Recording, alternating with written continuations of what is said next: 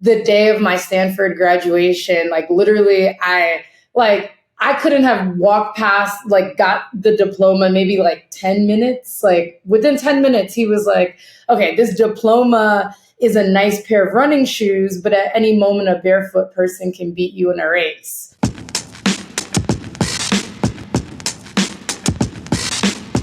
Hey, Han. Hey, Sheree. How's it going? I'm super excited to have badass tech entrepreneur Fatima Dico on the show today. She's the founder of Sugar Living. She's a serial entrepreneur. Sugar Living came from a company she started called Jetpack while she was at Stanford getting her MBA. She's also my sorority sister. You'll hear a shout out which sorority during the episode. But beyond being an entrepreneur who is just crushing it in the prop tech space, she's just also a super grounded person who has really used her personal journey and in many ways her spiritual journey to really shift her relationship to being an entrepreneur in this really like high pressure, intense environment that you and I know intimately well. And I'm super excited to have her on because I think hearing that perspective is just going to be so useful for people trying to figure out how to find grounding and how to keep yourself when you're in this world or you're in any situation where expectations are high, rejection and failure are also high possibilities, and you're just trying to navigate it while keeping yourself. So without further ado, let's talk to Fatima. So Fatima, we are so glad you're here today. And everybody is waiting to know, what is the moment when it just got real for you? Oh man. So there's so many moments where it got real, but one thing that definitely comes to mind is it definitely gets real when you look in that bank account and you realize like you've gone through everything you've saved, you're not getting another paycheck, and like you need to figure it out. You have other people that you like pitch this vision to, you have this idea, and you just reach the end. And that's pretty much what happened to me right after I graduated business school. And that's, before we had gotten investors, before we have, raised money for the company. And it really hit me how much, I was putting on the line to really try to make this idea come alive. So I would say that moment definitely, that's when it got real. And it always keeps getting real. I feel like every day it keeps getting real. So tell us a little bit about the company you were building at the time and walk us through that moment, that day when bank account is on E. So at the time, it's interesting because I first started, so I was working at P&G before I went to business school, and being born in Mali, my parents, a lot of what, the quintessential American dream for them was, you come to America, you have your child go to school, graduate, get a really great job. I started working at P&G. So when I told them that, I wanted to quit my job to really start working on this idea, that was something that brought about this energy of fear. And really, like when you're thinking about creating and ideation, like during that early stage, you want to remove fear as much as possible. But, these types of risks, I would say from a cultural perspective, they brought about fear, this idea of like going into the unknown. And so I left P&G, and at the time I knew I wanted to work on something related to community. That was my thesis at the time. I didn't know exactly what I wanted the company to look like, but I knew that I wanted to pretty much create something that brought people more together. And so when I left P&G, started to work on this, my parents, that fear, all of that led me to go into business school, to pretty much buy 2 years to work on the company. And when I did that, that was like the whole impetus. And I would say like, in hindsight, my business school experience was very different because I was very heads down on the company, trying to figure it out. I realized, by the time I graduate, if I don't have a career or a salary or something that's going to, help with my livelihood, I would need to figure something else out. So I very much I didn't go on as many trips or as many, the MBA experiences. I was pretty much working on the company. So when I got to Stanford, that's when I started testing out a few more concepts. First stumbled upon a company called Jetpack, which was the first iteration of what I founded. And it pretty much was a hyperlocal Craigslist where people would buy and borrow items from people who were nearby. And so you would ask a neighbor or someone in your dorm room if you needed to borrow a last minute item, and someone would bring it within a few minutes. And we got to a few thousand transactions every week. It was a pretty interesting journey. I thought I was going to come to the Bay and raise all this money, but I pitched almost 100 investors, didn't really get much traction, got a bunch of no's. And then I launched a crowdfunding campaign, and that's how I got the first 250K that allowed me to even build the idea and start testing it out. So that's when we did that. We launched the first version, started growing that, then went back and we raised our first million. But that was kind of the early versions of what I'm working on today. So you're in school largely because your parents are like, what do you mean you're starting a company? Pretty much. And you're basically doing it to appease them so that you can work on Jetpack. And so you raise $1 million for Jetpack. You're building Jetpack. And how do you get to the part where you're at the end of getting your MBA and have no money for Jetpack or yourself, it sounds like? These are all the questions that you always ask yourself. So we launched the crowdfunding campaign. We get the 250K. We build the product. We launch it. I think I know a lot about startups at this point. In hindsight, there's so much I don't know at the same time. And so I found my co-founder at the time who came in to lead tech. I convinced him to drop out of school from Twitter, and he then flew in from Canada. I was sneaking him into different Stanford Business School classes, and it was a journey. We were just grinding it out. Yeah, he his parents hit me up and we were talking about it. I was pretty much convincing them to let their son drop out of college and join this startup. And then we ended up working together for over 4 years. So it was a crazy journey, but that happens. And, we actually raised the funds after I graduate, and then I moved to LA. I needed a change in scenery from the Bay, just to kind of work on things. I realized being in that space reminded me of the early days of the journey where, you're driving to VCs to pitch, you're getting no's, driving back to class, trying to figure it out. And I realized I needed to be in just a new place with new energy so that I could be inspired. And so that's when I started fundraising, but at the same time, having a bunch of side jobs, charging scooters. I was a professional matchmaker, making pitch decks, all sorts of things. Yeah, for quite some time before we finally raised the funds and made it happen. So you were fundraising with kind of no money in the bank, doing these odd jobs. And this is basically the time frame between you getting your MBA and actually being able to properly build. So this is the moment that we're in. I'm just sitting here wondering, how on earth were you able to do all of these things at the same time? Before we get to the bank account on E thing, can you just talk a little bit about how you were balancing all of this? Yeah, someone had said this best with business school. There's 3 buckets, right? There's the social, there's your grades, and then there's, your career, the other things that you want to work on professionally when you graduate. And you can't do all 3 of those things really well when you're in business school. And so typically 1 or 2 of those areas will suffer. And I think, unfortunately for me, I didn't really get a lot of the social stuff that I would have liked to get out of business school. I think I was really happy with my undergrad experience. I joined a sorority and formed a lot of really great relationships. So I felt like I had DST.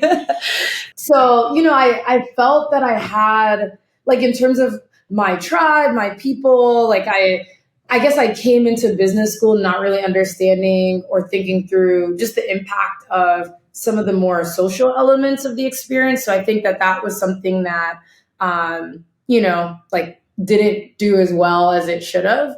And then I feel like I was just like I would wake up and I just became this like insane person managing my time, like down to the minute. Like I remember in between classes, I would do laundry. Like I would have like a 15-minute block set aside to do laundry. And it was just really intense. And I think I was just in this mindset of like, I have this opportunity. I can't waste it. And like being at the point where you fundraise or you get 250K in a world where, Black women are getting less than 1% of funds to start a company, you start feeling this sense of pressure around what that means, right? In a world where people are pattern matching in ways that they shouldn't. And it just became this idea of also not wanting to let other people down, not wanting to let the team down, not wanting to let investors down. And I think that energy really fueled me in a way that was like tunnel vision. Mm.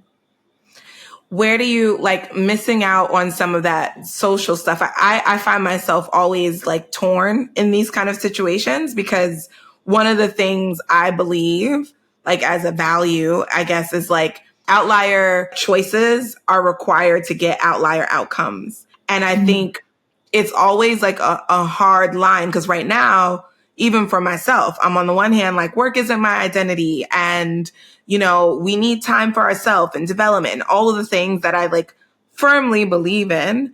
But at the same time, I know that there's no way that you get to like an exceptional life, whatever exceptional means to you, without making some sacrifices or some hard decisions or being unbalanced maybe in one way or another.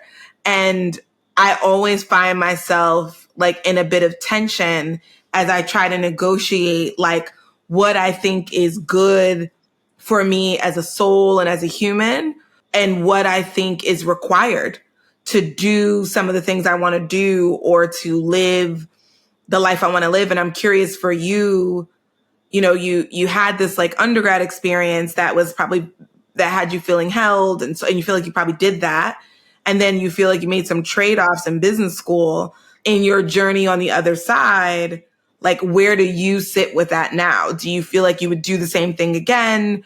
Or have you sort of, I don't know, course corrected in your mind with like how you live now? I'm just curious, do you hold like that kind of tension or how do you view it in hindsight? For sure. I mean, it's such a powerful question and something that I think I'm actively working on and reflecting on. I would say that tunnel vision, like in a way, this idea of me having to sacrifice for this, outcome of success, right? Which is like constantly what was programmed and what I was conditioned to believe, like just from my upbringing, like you work really hard, you sacrifice, you have to out hustle, your peers, and you do things that, essentially will pay out in the long run, right? Like my dad, even I remember the day of my Stanford graduation, like literally I couldn't have walked past, like got the diploma, maybe like 10 minutes, like within 10 minutes, he was like, okay, this diploma is a nice pair of running shoes, but at any moment, a barefoot person can beat you in a race. And I was like, okay, wow. like, this is like, like I've gotten the like within 2 minutes. I know. That was the moment when it got real, actually. I need to change that also sounds like a real moment, like, sheesh. And so this idea of needing to work hard and sacrifice to achieve your goal, like that was very much programmed in me. And I think that where I started to feel that ideology reached a limitation for me and where I started not really seeing the benefits was when I realized that I kept chasing. So it was almost fear driven for me. And I realized, and it was through the power of now, Eckhart Tolle's book, where he pretty much says like this idea of needing to sacrifice is very limiting because it's based on the notion that your future is better than right now.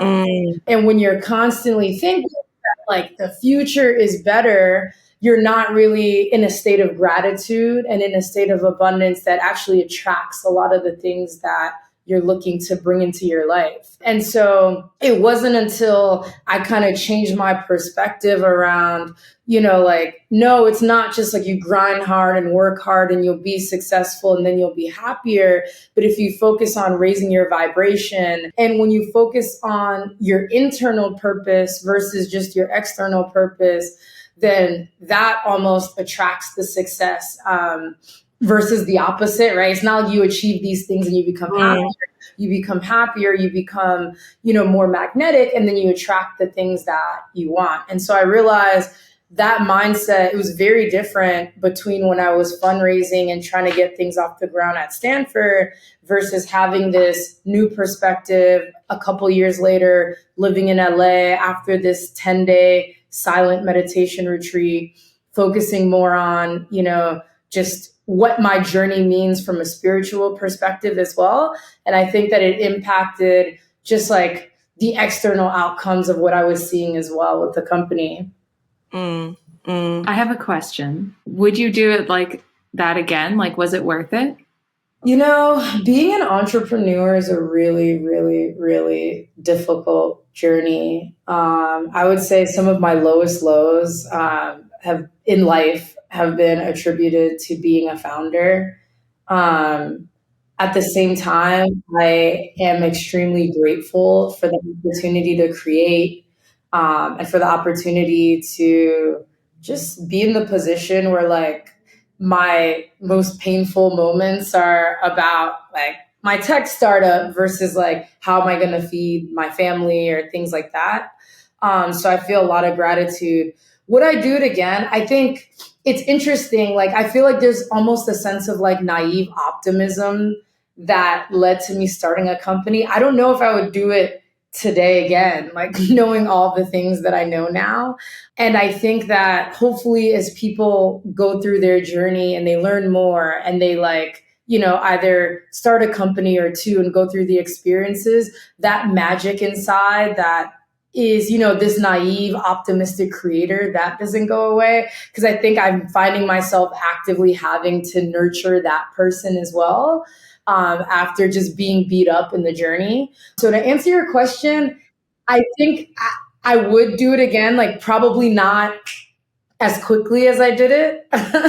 I just like this, hey, I have this idea. I want to do this thing. Like, yes, anything is possible. Let's go. Mm-hmm. Now I would probably be like way more calculated around, just market validation and thinking through all that could go wrong. And I don't know whether that serves me or has like a net positive or negative impact. One of the things I think is interesting about your story is you sort of come from this undergrad experience around community, and then you want to build a company around community, but have to isolate to do so. I think that's really interesting as like a vision for yourself versus like how you had to do it as a path. And I'm curious now where you are in your life and with the company that I know has like had now some transitions, not even called Jetpack. Mm-hmm. How have you tapped back into that sense and really belief in the power of community, both for yourself, but also in what you're building and how you're building now? Yeah, that's an awesome question. The transition from Jetpack to Sugar, which is the company today, the concept comes from the idea of borrowing a cup of sugar from your neighbor.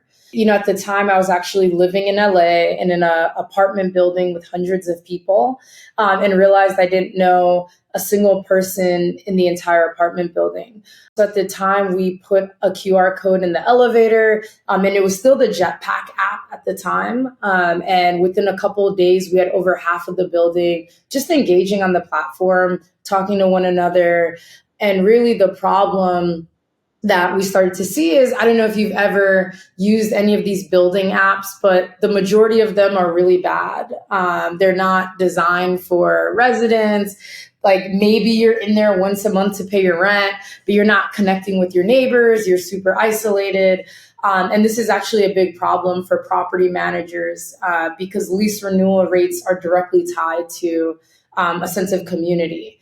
Really? Yeah. And in addition, there's more data that's showing like the number of friends you have in a building directly correlates to your lease renewal rate, and then also pet engagement.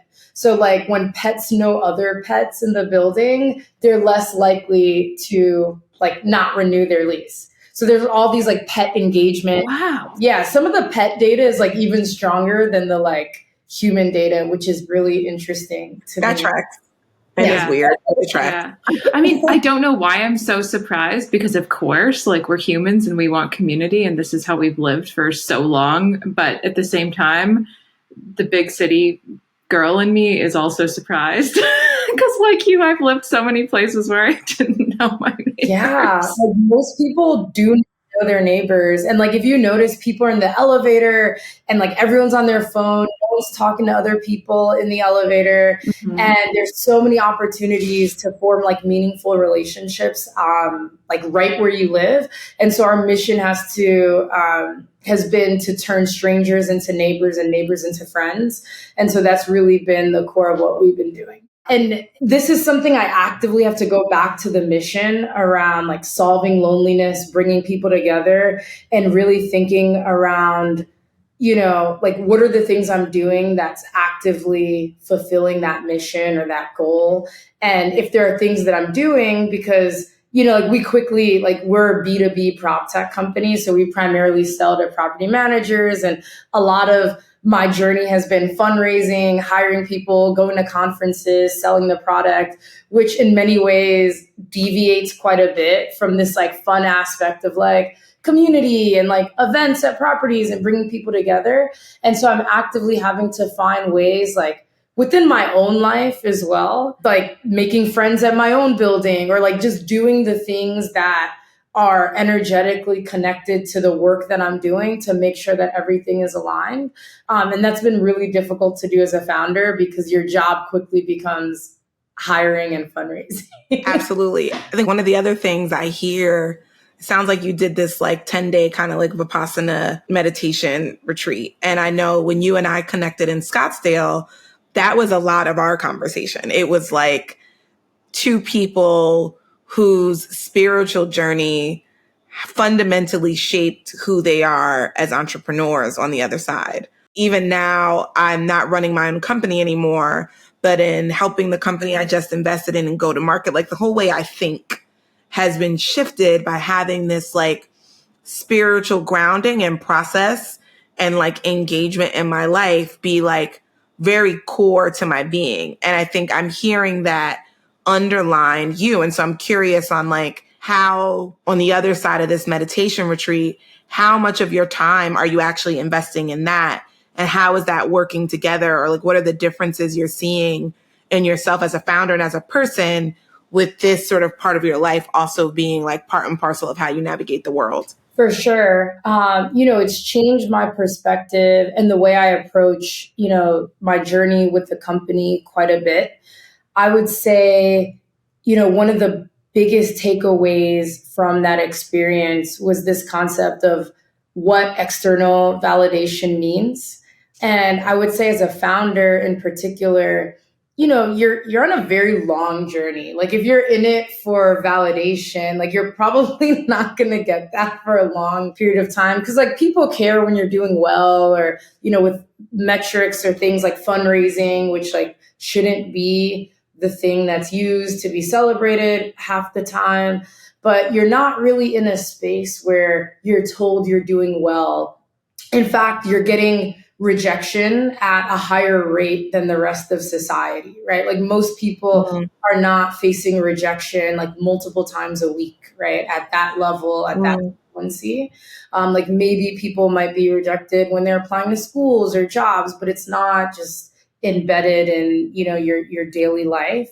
And so I feel like I've had to do more work to really separate and understand, like the external influences, like just your external world is actually less flexible than the internal world, right? Like we think that, your internal world is rigid and like all these things around you can control. But really, for me, at least, it's been the reverse, and like really learning how to have the things that bring me the most fulfillment and most success be internal and from myself.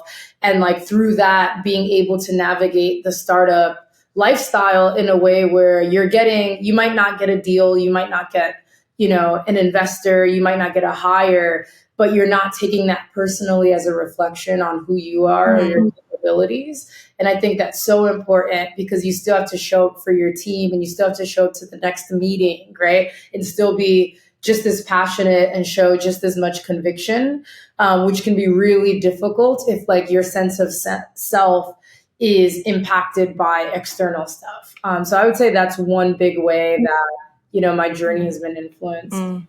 That sense of self thing is so real.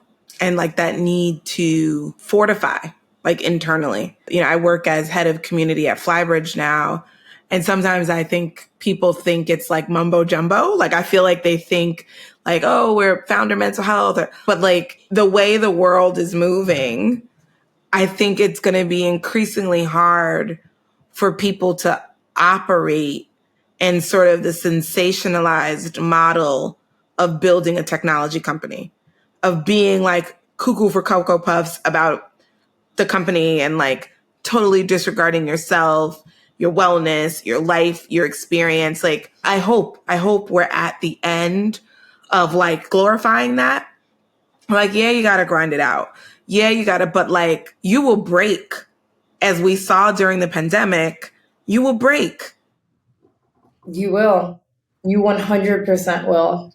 I noticed, speaking of this, like sense of self, in an article that you gave an interview for that I think our listeners would love to hear about as well, for this NASDAQ Faces of Entrepreneurship article, how you mentioned that you quoted Maya Angelou about success is liking yourself, liking what you do, and liking how you do it. And then you went on a little bit more to unpack it about like how people were treated along the way. And it just struck me as like such a refreshing and completely different take on what I would expect most founders to talk about when they talk about success. And it's so grounded in a sense of self and not confusing your sense of self with the success of a company. I would love to hear a little bit more about what that quote means to you and where that came from. I think I've seen so many examples of people who have had a tremendous impact on people, like maybe not directly within their career, but just, through their conversations, through dropping like some nugget of wisdom, making one connection. And it's so crazy how like one person's journey or one person's like support can change someone's entire trajectory. And for me, I feel like I don't want to look back on my life and like just have the most meaningful things be directly related to like my company or how much money I raised or how many, like deals we closed, although those are all great things. But I think that journey is an opportunity to impact people along the way, right? The Jaden, who I mentioned earlier, who like dropped out of school, joined the company, like I was sneaking him into classes. I was like, you're going to get this education as well.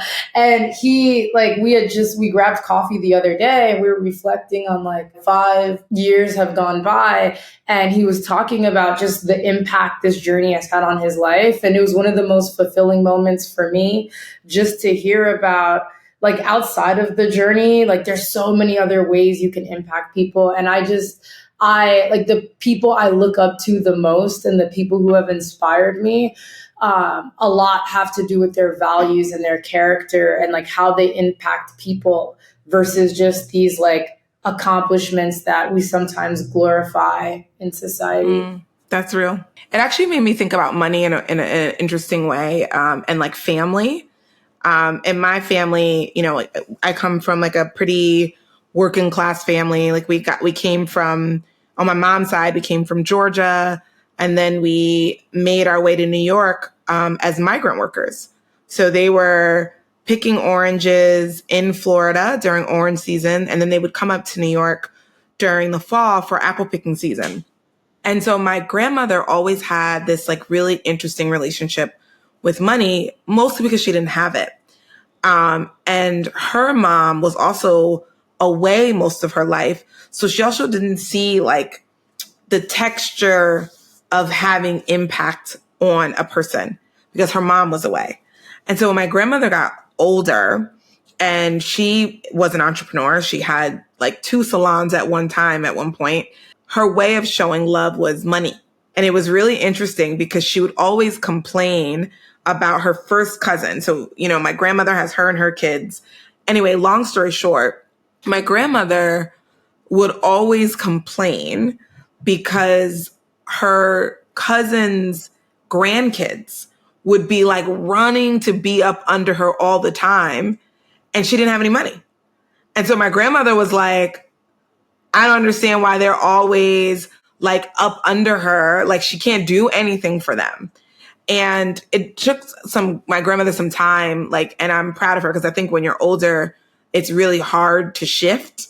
But it took her some time to unpack what that was really about. And what you said made me think of that. Like, there are people who have nothing, but can have like the greatest impact on your life. And it also says a lot about how we value people, because we value people based on how much money they make, their accomplishments, the glitzy things they're able to do. And even in like my own self-cultivation, a lot of I had a girlfriend over the other day and she was like, oh, you often disappoint people because you want to make everybody in your life happy.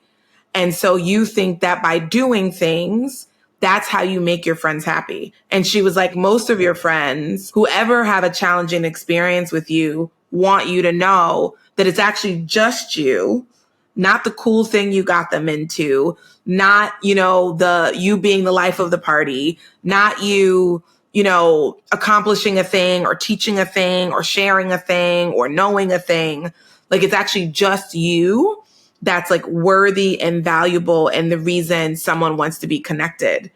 And I think that idea that like any person can have a meaningful impact on any other person's life, irrespective of how many bells and whistles they come with or how many things, they've accomplished. And I think that quote that you shared from Maya Angelou, like really speaks to that in such a deep way. And I think in this age of influencers and social media, and we're all looking left and right and comparative, it can be easy to lose sight of that and not to cultivate that inner person that we can feel solid about and let that really be like our driving force, like in the world and how we engage, and let that be the root from which, like you said earlier, we magnetize the life we want. And I just want to thank Ham for calling out that quote, but also you for like saying that and engaging with it. Cause I think especially now when the world is like so loud, I feel like we don't think about these values as much as we should, or we don't center them as much as we should. Absolutely. I mean, you nailed it. And I think it's so easy. Like they say, comparison is the thief of joy. And I think it's so easy to compare and to then think about, like you were saying, like relationships almost in a transactional sense. And I love what you said that, it's just you, like just you being yourself and showing up in the world and like bringing the magic that's inside of you. Like that is enough. Right. And that's become one of my affirmations. I am enough. One of my really good friends, Abby Wamimo, who founded an amazing unicorn company. We love Abby. Yeah, Abby's great. I remember I was like talking to him once, like earlier this year, and like he was just like, I am enough. Like that is like one affirmation like he's leaning on, and he's like, you are enough. And like that's been something I've been incorporating. And just this notion that like we are enough, like it's so simple, but it's so profound. And I think that your reminder of recognizing that us just shining our light and doing the things that make us come alive, like that in and of itself is a contribution to society. So I appreciate you calling that out. Big +1 to the I am enough affirmation. Have used that so much as well. And I'm sure for many people listening out there, they're on their own journey of where they are with that too. Maybe it's something deeply embedded. I certainly feel like, or I remember when I first heard that and first started internalizing it, how damn uncomfortable it was to believe. And whoa, was that ever a journey to go from that feeling of discomfort to truly internalizing it, which is absolutely necessary if you're going to raise money for a company. And I hope it's also something that we really try to bring to the show with the people we bring on, like yourself, that like it's just about you and your story, and that's it, and that's enough. And I'm wondering, actually, with that, perhaps it might be good to bring us back to your real moment, because I don't know if we finished talking about that completely. Is there something more that you wanted to share? Well, yeah, to circle back on that, I would say a lot of what we talked about, I think, influenced coming into, this renewed sense of, focus for the company. I changed my perspective on fundraising. I picked up a bunch of jobs at the same time, but really what guided me and what got me through that moment was having a life vision that I wanted, and then really internalizing how this chapter fit into that life vision. And I tell so many people that, if you can see it and you can believe it, then you can do it. And with fundraising, like, people are going to feel if you believe it, right? And so a lot of the work that I had to do was really thinking through how this company fit into that life vision and do that work and really have that conviction, have that focus, like learn from other founders who have fundraised, right? Like, I ended up calling a lot of my friends who did it, and they told me a lot of the nuances that they don't teach you in business school, right? Like, you go to business school, you learn all these things. You don't learn about the ins and outs of fundraising, and you don't know, it's both an art and a science, but you're not learning, the small things that other people are doing that you might not be doing. So I really just became laser focused, and I viewed it very much like a game. I was like, all right, bank accounts at E, I need, like, I'm trying to raise $2.5 million. If, on average, like, each check is going to be $250K, and I need 10 people in on this, and like 1 in 20 people say yes, then I need like X hundred people, and I need to do it in this amount of time. Like, that was pretty much how I nailed it. Like, I had a whole spreadsheet. I went to every. We know those spreadsheets.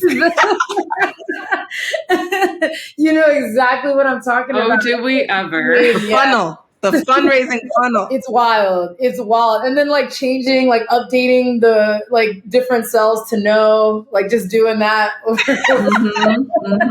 And again, like all that like spiritual and internal work helps with like being able to just eat the nose for breakfast, right? And like move on and like keep going. And I would be really inspired by different entrepreneur stories where they got all these no's at the beginning and they kept moving, and it took them like years of iterating. Like, to me, I always have been really inspired by those stories, because I think that we tend to highlight, just like the wins, but you never see the backstories. So that was really helpful for me. I armed myself with the information, the tactics, having some sort of like grounding.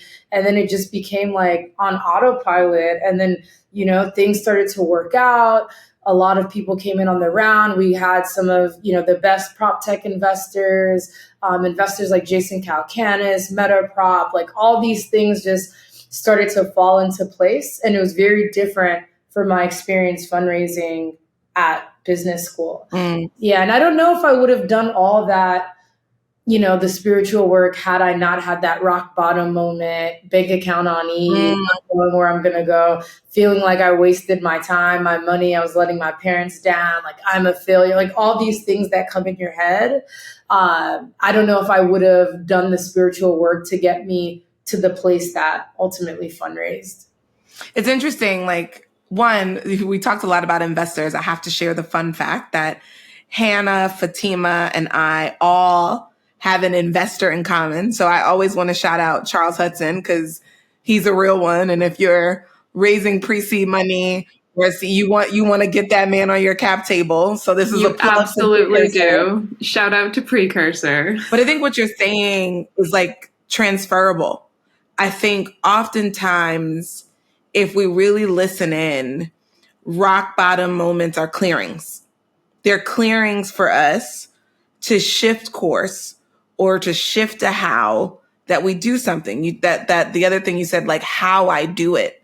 And I think oftentimes when we get to rock bottom, and this is even something I'm processing like in my own personal life, is like rock bottom for me now is like a call that maybe the tools I used to get to one point are no longer useful.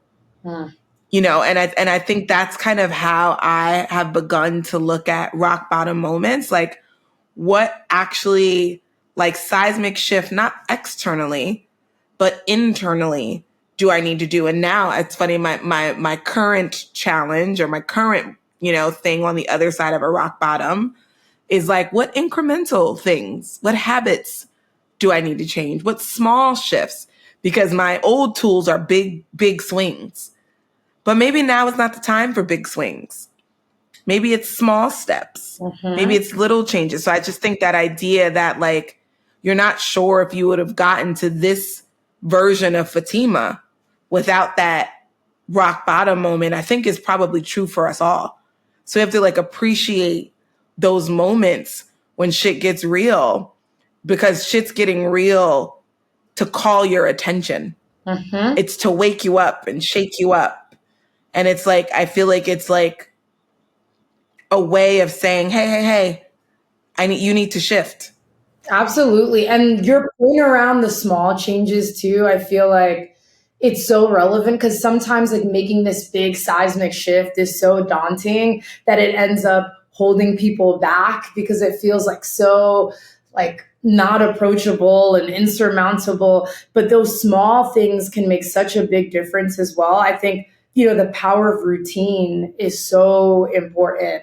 Like having a routine and it's not only the routine and what that does, I think physically for the body, but when you have a routine, or at least like when I think about a routine, I'm making a promise to myself at the beginning of the day or for that week that I'm going to be doing these things. And then you either gain more confidence or lose equity with yourself when you break that promise. And so this idea of like making those incremental changes, it's also an opportunity to build more equity with yourself, right? And keep the promises that you make. I love that. Yeah. And I mean, the small things go a long way. Like I started implementing a digital sunset, and like not sleeping with the phone in the room, right? So that you're not waking up and going straight to your phone and like what that does for the brain. There's also Robin Sharma has something called the Victory Hour, which I think is incredible. And when you wake up, the first 60 minutes, you break it out into 3 phases. The first 20 minutes is when your cortisol is the highest. And so you want to do some sort of physical activity, get moving.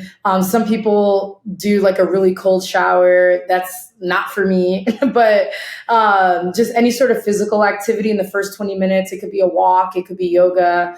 The second 20-minute block is reflective in nature. So it could be praying, meditating, something that's just reflective. And then the last 20 minutes is self-improvement. That could be reading, listening to a podcast like this one. Just doing something that educates you or brings more information. And I find that just how you spend that hour when you first wake up, it can have such a profound impact on how the rest of the day goes. So those small changes, like just to echo that, huge impact, especially over time when it all adds up. I love that, Gem. Victory Hour. I love that. I love it too. And I'm wondering, since we're talking about small shifts and changes in routines, is there anything that you developed that's a little bit different or unusual that you would want to share with our listeners through this process of hitting the rock bottom in your real moment and finding this new spirituality within yourself and continuing to build? Sure. I would say a couple things. The first, so sleeping in your gym clothes. So if you're gonna like work out in the morning, just like sleeping in your gym clothes. That's been Wow. Okay, that's kind of the best idea ever. I don't know how I never thought of that. all I gotta do is slip into the sneakers, put on the sports bra, the shirt, and then you're out the door. Like that goes a long way for me. Wow. There's also like my screensaver. I'll use this screensaver on my phone to do a lot of like subconscious programming.